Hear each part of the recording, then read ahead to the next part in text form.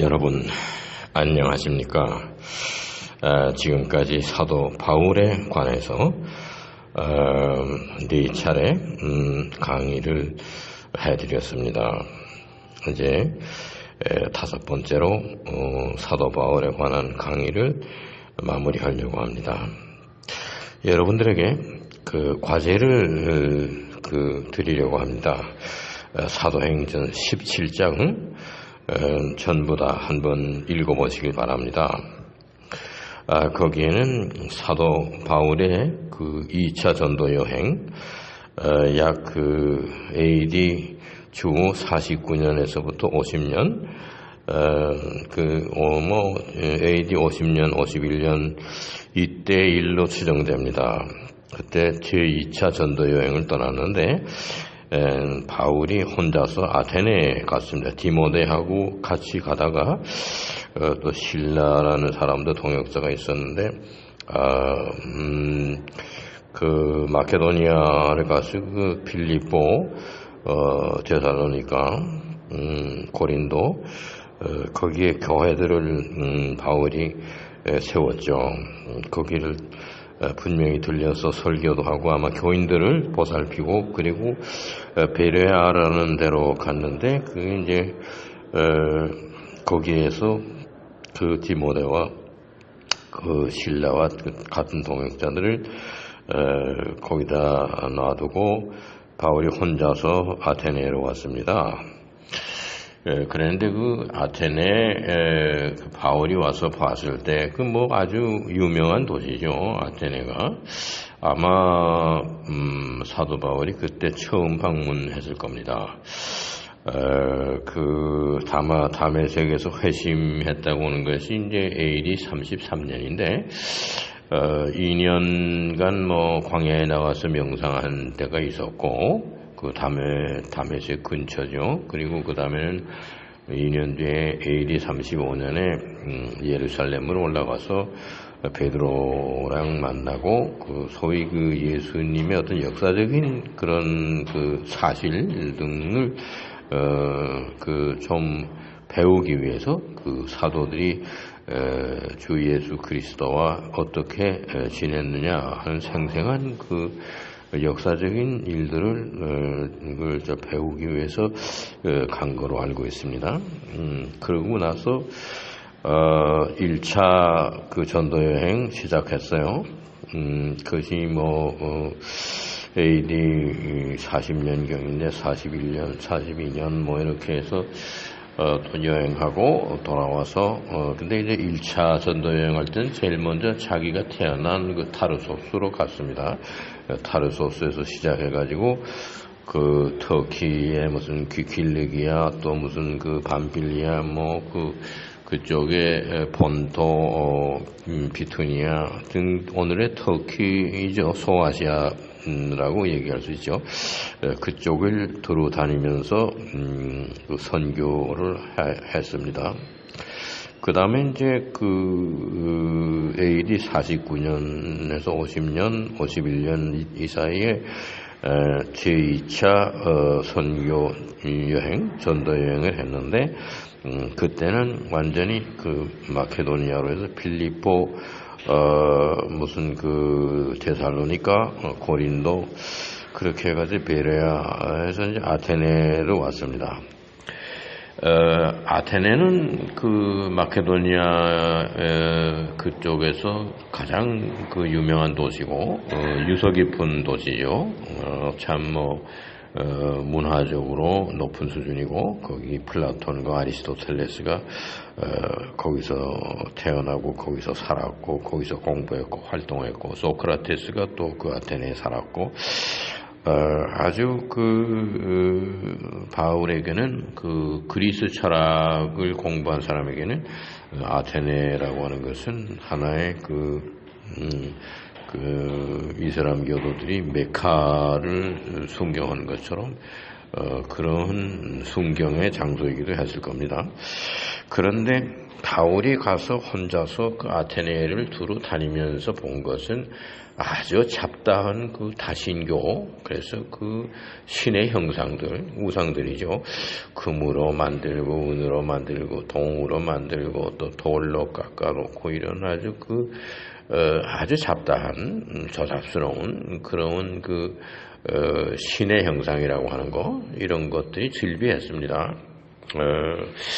그러는데, 거기에서 그 철학자들 좀 만났어요. 에피큐로스 학파 사람들하고 스토아 학파 사람들하고 만나서 바울이 사도 바울이 타르소스가 원래가 헬레니즘의 도시니까 스토아 학파에 대해서는 이미 상당히 공부를 해서 어떤 경지에 있기 때문에 스토아 학파의 철학자들하고 많은 논란도 하고 토론도 하고 아테네에서 그런 일이 있었습니다.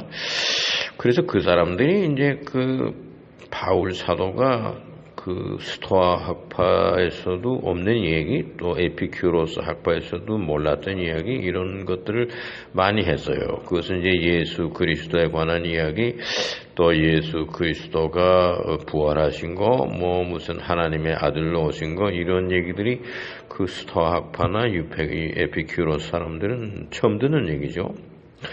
그래가지고 이제 그 학자들하고 토론하고 얘기하고 했던 데가 아고라라고 하는 것이 그런 대화의 광장이에요. 고대 그리스 때 거기서 사람들이 모여서 말하자면 무슨 학술적인 포럼도 하고 그런 공공 장소입니다. 그런데 아고라라고 하는 데서 이제 만났어요. 그런데 이제 거기 아크로폴리스 바로 옆에 아레오팍이라고 하는 장소가 있습니다. 그 장소 이름이 아레오팍인데 아레오팍은 재판소예요. 법원입니다.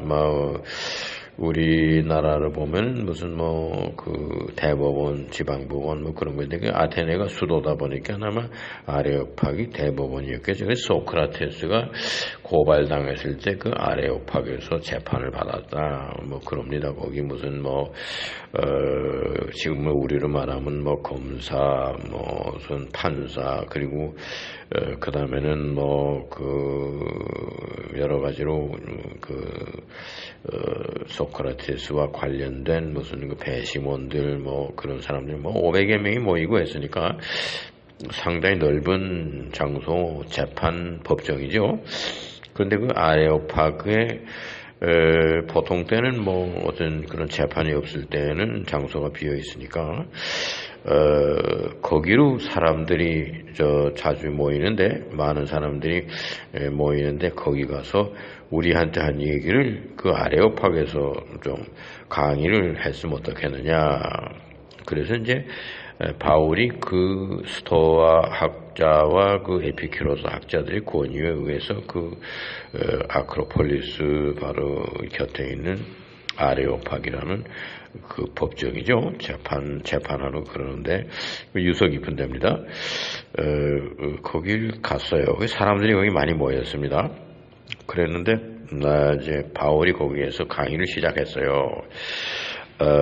내가 아테네에 처음 온 인상으로는 아테네 시민들은 매우 종교적이고 경건하고 그렇다는 거 알았다. 왜냐하면 길가에 도처에 하나님의 형상이라고 해서 만들어 놓고 거기다가 숭배하고 그러는 것들이 많은 걸 보니까 종교에 대해서 관심이 많고 절대자인 하나님에 대한 생각을 많이 하는 도시로 그런 인상을 받았다. 그런 얘기를 하면서 내가 또 이상한 걸 본 것은 그리스 말로 말하자면 아그노스토이 테오이 이것은 알지 못하는 하나님들이다. 그러니까 테오이 복수입니다. 아그노스토이 알지 못하는 하나님들에게 제사를 바친다. 그래서 단을 쌓고서 벽에다가 알지 못하는 하나님들에게 무슨 예배를 드립니다. 그런 이제 교회당 같이 생긴 경건한 지성소죠. 그런데 거기 벽에다 붙여놓기를 아는 신, 믿을 수 있는 신에게가 아니고 우리가 알지 못하는 하나님에게 숭배하고 예배를 드립니다. 이런 거를 이제 붙여놨어요. 그런 거를 봤다. 그런데 거기 그 아레오파그에서 모인 사람들 앞에 내가 본 것은 온갖 그 금으로 은으로 동으로 돌로 깎아놓은 우상들을 보았는데 하나님께서는 온 우주 만물을 창조하시고 인간을 하나님의 형상을 따라서 창조했는데 인간이 얼마나 아름다우냐. 하나님의 창조는 예술적으로 높은 차원이다. 그런데 여러분들이 하나님의 형상이라고 해서 만들어 놓고 숭배하고 하는 것은 아주 조잡스럽고 우리 인간만 못하다. 하나님이 창조하신 우리가 하나님의 피조물인데 우리들만큼 못생긴 형상을 만들어 놓고 그거를 숭배한다는 자체가 하나님이 원치 아니하는 그런 행위가 아니겠느냐. 그런 것을 다 그만두고 온 우주를 창조하신 참다운 하나님을 믿는 게 좋겠다. 그래서 이제 그 우주에 대한 설명, 우주론, 그리고 엄청난 대우주를 창조하신 창조주 하나님에 대한 이제 얘기를 한참 하고, 그러면서 이제 그 인간을 하나님께서 어떻게 창조하였느냐,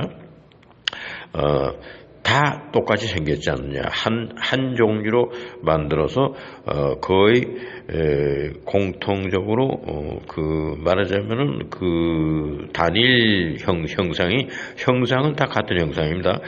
서로 다른 점이 있지만 다 같은 형상이에요. 사람이라는 것이 머리가 있고 팔다리가 있고 머리에는 눈이 두 개고 입이 하나고 무슨 귀가 두 개고 이런 게 다 똑같은 그런 형상입니다. 모노폼 이렇게 만들어서 온 세상에 아주 번성해서 세상에 편만하게 이렇게 해서 지금 우리가 많은 사람들이 살고 아테네에도 우리 인간들이 살지 않느냐. 우리 인간은 하나님이 창조하신 피조물인데 아주 높은 예술성을 지니고 있고 높은 가치를 부여받은 존재다. 그런데 우리만 못한 형상을 만들어 놓고 이것이 하나님이다 이렇게 하는 것이 이게 잘못된 거다. 그 다음에 알지 못한 하나님께 예배를 드린다. 이런 거를 그 벽에다 붙여놓고, 새겨놓고, 그런 그 예배 장소를 보았는데, 내가 다니면서, 내가 이제부터 알지 못하는 하나님을 알게 해주겠다. 이렇게 하면서 이제 아주 신관에 대해서 얘기를 했습니다. 하나님은 호테오스 아가페 에스팀. 하나님은 아주 절대적인 아가페 사랑입니다. 그러한 하나님으로부터 하나님께서 인간을 창조하셨다. 자연을 창조하셨다. 우주론, 자연관, 인생관 이런 것들을 쫙 풀이해서 설명하면서 독생자 하나님의 아들을 보냈다. 그래서 그가 하늘나라의 진리를 가르치고 우리가 원래 높은 예술성으로 창조됐는데 그것이 전락돼서 타락했다. 그런 우리를 다시 창조된 원형으로 그렇게 복귀시키기 위해서 오셔가지고 많은 가르침과 하늘나라의 진리를 가르치고 그랬다가 십자가에 처형되었다.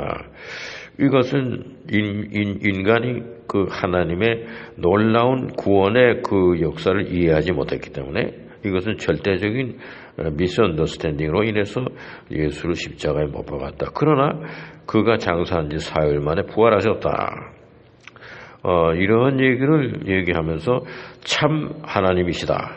창조주 하나님, 우주를 창조하신 하나님, 또 그 우주와 지구에 사는 우리 인간들을 자기의 그 형상에 의해서 이마고 데이에 의해서 창조한 우리 인간들은 모두 똑같이 생겼다. 그러나 개별적으로 다 다르지만은 한 종류로 한 모습으로 같은 모습으로 창조되었다. 이래서 이 세상에 편만하게 우리가 살고 있는 것, 이것이 하나님의 섭리다. 그러면서 인간이 하나님의 작품이기 때문에 이 작품이 존재하는 것을 유추해서 아날로기아 엔티스죠. 우리 하나님이 창조하신 인간을 잘 연구하게 되면은 우리가 모르는 하나님, 알지 못하는 하나님을 알 수가 있는 것이 아니냐.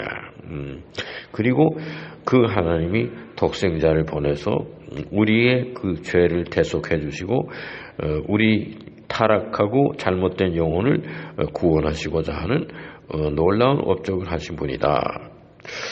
그 예수님의 부활하심을 믿음으로써 우리가 하나님의 그 창조하신 본연의 모습으로 돌아가는 것이다. 이런 것을 이제 강의를 설교기도 하죠. 설교이기도 하면서 강의하는 식으로 거기 모인 사람들에게다가 했습니다. 그런데 뭐 거기에서 사람들이 어떤 사람은 뭐 강의는 도중에 한심한 소리 한다, 뭐 저건 뭐 이상한 정신 놓은 사람의 얘기다, 이래서 이제 나가는 사람들이 많았고, 그 중에서 상당히 높은 그 관직에 있는 사람이 남자 여자가 완전히 그 바울의 그 사도 바울의 그 아레오파그의 그 설교 및 강연이죠, 덧치돼 가지고 내가 교인이 되겠다, 예수를 믿겠다, 그리스도를 믿겠다, 내게 세례를 주십시오, 그런 그 말하자면 추종자가 생겼습니다. 그래서 그 바울 사도가 그 건너편이니까 그 알지 못하는 하나님을 섬긴다 그런 교회 그 건너편에다가 그 아테네 교회를 하나 세웠죠, 바울이. 그 교회를 운영하는 그 참모가 말하자면 그 아테네에서 기독교인이 되겠다고 작정한 사람, 그 사람들이 그 주인이 돼가지고 아테네 교회를 해서 정기적으로 예배도 보고 그런 사건이 벌어졌습니다. 그러니까 바울이 아테네에도 교회를 설립한 그런 일이 생겨났습니다. 여기 또 이 강의를 뒷받침하기 위해서 사진을 바울 사도의 사진을 여러분 앞에 제시합니다. 이것은 네덜란드의 유명한 화가 판 다이크라고 하는 사람이 그린 그림인데, 아레오파그에서 어떤 모습으로 설교하고 강의를 했겠느냐 상상한 거죠. 그 얼굴의 모습이며 그 제스처며 아주 굉장한 그 신념을 가지고 소신껏 자기의 그 생각을 그를 얘기하는 그런 모습으로 그렸습니다. 바울이 위대한 사람이다. 그런 무슨 니체나 헤겔의 좌파 사람들이 비난하는 그런 정도 수준이 아니다. 바울은 그리스 철학을 마스터했고, 특별히 스토아의 그 도덕관과 스토아 학파의 우주관 이런 것을 마스터한 거예요. 신플라톤 철학도 그때 당시는 플라톤 철학이죠. 신플라톤 철학이 대두되기 전입니다. 플로티누스가 나기 전이니까 플라톤과 아리스토텔레스 쪽의 그 철학, 또 피타고라스, 신피타고라스 학파, 그건 있었습니다. 바울 시대 이런 것을 마스터했을 겁니다. 그래서 그 그리스의 철학의 전통, 이것을 전부 다 이해한 사람이고, 그 다음에는 유대주의는 율법입니다. 율법은 모세오경이죠, 토라. 그리고 그 다음에는 예언서들, 이사야, 예레미야 이런 것들 전부, 또 역사서, 시편 이런 것들을 굉장히 바울이 연구해서 오늘날 우리가 알고 있는 구약성서에 대한 지식을 아주 마스터했다고 저는 느껴집니다. 이런 바울이 상당히 높은 수준의 강의 겸 설교를 한 것이 아테네에서의 아레오팍 설교입니다. 이거를 여러분들이 내가 과제를 드린다는 것은 그 사도행전 17장 그 한 장을 다 끝까지 읽어보시면 바울이 거기에 아테네에 가기 전에 제2차 전도 여행이 어디 다녔으며 그 아테네에 가게 된 경로, 그 아테네에서 뭐를 구경하고 무엇을 보고 느꼈느냐. 그래서 그렇게 하면서 그 아레오파게 가서 그 설교하고 강의한 내용 전문이 사도행전 17장에 기록되어 있습니다. 그러면 누가 복음을 기록한 그 같은 사람이 사도행전도 기록했는데 바울의 그 전도 여행에 대해서 굉장히 상세하게 기록하고 있고, 그 다음에는 이 바울의 그 설교나 강의의 수준이 어느 정도냐 하는 것은 이 아레오팍에서 우리가 느낄 수가 있습니다. 아레오팍 그 설교에서. 그래서 제가 이 사도 바울에 대한 그 강의를 제일 마지막에 5번째 강의를 하면서 과연 사도 바울의 그 지적인 수준이 얼마나 높은 수준이냐. 그 다음에 그 로마서다, 갈라디아서다, 고린도 전후서다, 데살로니가 전후서, 빌립보서, 에베소서 등 바울이 쓴 글을 보면요, 그 문장가고 그 시인이고 아름답게 글을 쓰고 그 사람들에게 감동을 주는 그런 그 필력을 가진 문필가입니다. 굉장히 그 수준 높은 글 잘 쓰는 사람이죠. 그런데 우리가 지금 로마서가 하나가 남았고, 근데 로마 교회에다가 이 편지 하나만 보내지 않았을 겁니다. 근데 우리가 전해 오는 게 하나인데, 데살로니가는 2개, 전후서, 고린도 전후서, 그러한 그 편지들 말고, 직접 고린도 교회 바울 사도가 세운 교회, 에베소 교회, 빌립보 교회 가서 예배 때 설교한 내용이 어떤 수준이었겠나. 정말 굉장한 수준이었고, 그 감동을 주는 거며, 그 설교가 그 베드로의 설교는 거기에 비교가 될 수 없죠. 지적으로 높은 수준에다가 문학적으로 아름답게 다듬어진 거에다가 자기 자신의 확신과 얼굴 표정과 손 제스처와 이런 거로서 굉장히 많은 사람들을 감동을 끼치고 마음을 사로잡았을 것이다. 이것을 상상해 보기 위해서 이 사진을 반다이크가 상상으로 그렸지만은 사도 바울의 어떤 그런 소신에 찬 얼굴 표정과 아주 강한 그 의미의 진리 선포, 설교, 그리고 그러한 얼굴 모습을 가진 목회자가 얼마나 목회하는 데도 철저했겠는가. 이런 등등을 상상해 보시길 바랍니다. 그리고 다시 한번 강조합니다만 사도행전 17장 전부를 꼭 읽어보시길 바랍니다. 그러면서 제가 오늘 강의해 드린 내용과 연관시켜서 바울 사도의 설교며 강연, 그것이 어떤 수준이며 어떤 양상이었겠냐 하는 것을 스스로 상상해 보시길 바랍니다. 그러면 사도 바울이 위대한 사람이라는 거, 그렇게 무슨 정치성이나 무슨 자기 욕구 충족이나 그런 속된 어떤 그런 데 사로잡혀서 회심을 했을 것이다. 이렇게 생각하는 헤겔 좌파나 니체의 생각이 그것이 잘못됐다. 그것이 올바른 판단과 해석이 아니다. 그런 것을 스스로 느끼시게 될 겁니다. 오늘 5번째 사도 바울에 대한 강의 여기에서 마칩니다. 감사합니다.